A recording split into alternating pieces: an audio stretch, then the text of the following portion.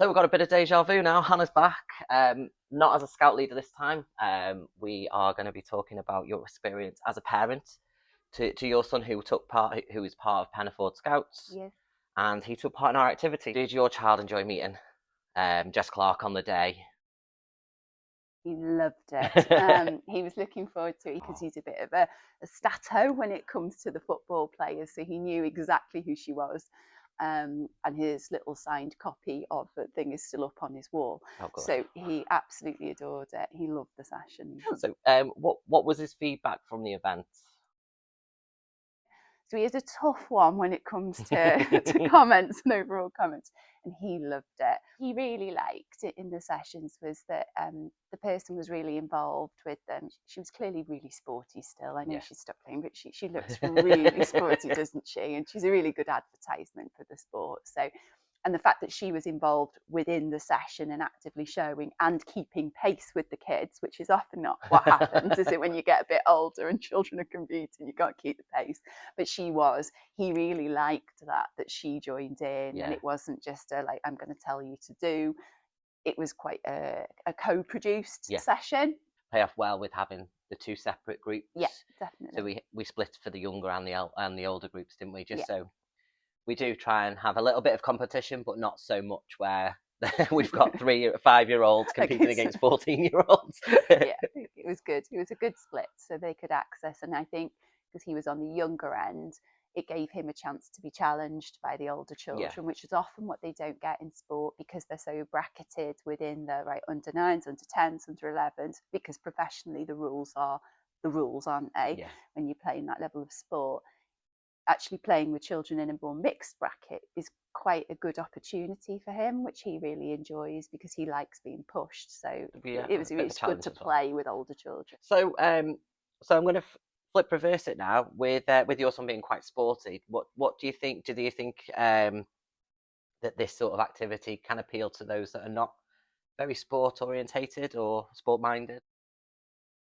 Yeah, absolutely. I think because there's difference for those that did play sport, and I could see the clear wins for him, and I'm sure others that play in teams. But on the reverse, there were children there who I know don't play for any team and perhaps not, sporty out there. And they loved the session, and they loved the session because it was the chance to engage without competition. Yeah. There was no winners, losers. It was all done with the kind of good humour, good pace. The atmosphere was lovely and friendly. Jess herself was laughing and making jokes with the children that were all help them relax and get into it. My most important question overall for any of the activities that we run, do you think they had fun? They did. Left really happy. They wanted pictures with Jess. Jess was really obliging. They asked if there was more. Are we going to do this again? I mean, they're all questions you want to hear, aren't they? Definitely. Lots of those children don't know each other because they're in different sections. Is that they opened up a game of football that was just all the children that had been playing, even though they didn't know each other prior to that session. So that's nice, isn't it? That actually it's formed some links for us between the different sections because they were different ages. But they all clearly had fun and wanted more. I'm just wondering, would you recommend our events to other parents, or mention us to their schools, or if they're linked as governors or anything like that? Would this be something that, as a parent, you think you would pass on and say, my child had a great experience, or is it something that you think? Yeah, I think this is something I'd pass on. I think if governing bodies were looking for activities to support with fundraising, if you were looking at even just focused activities, sporting activities for your school, not everybody is so lucky to have links with local providers. So it would bring in another provider for schools or youth groups, or anyone that's wanting that. I think because the session was kind of all planned, you literally turned up, put your banners up, sectioned off, just came, session happened, session went away, and little was required of any of the adults or leaders around. It was all contained, the children knew what they were doing, the structure was rigid enough that everybody could follow. Equally, all the children were in one space. They were doing the activity that they were planned to do. They weren't, which is a win in itself. And they were able to follow what was taking place. Had a really clear start to it. Had a really clear end to it, so everybody could process that. It's an easy, what I would call like plug and play activity. If you wanted it as a family, school to youth group, to add into a program, or equally expand on kind of theme that you were doing or something like that, it would be an easy win for a school. Brilliant. Well, that's very kind words. Thank you. So we try and promote fitness, health, mental health, and we think that these sort of activities are designed to try and subtly make them think about it. And the main thing is having safe, clean, good fun, which is of no expense really.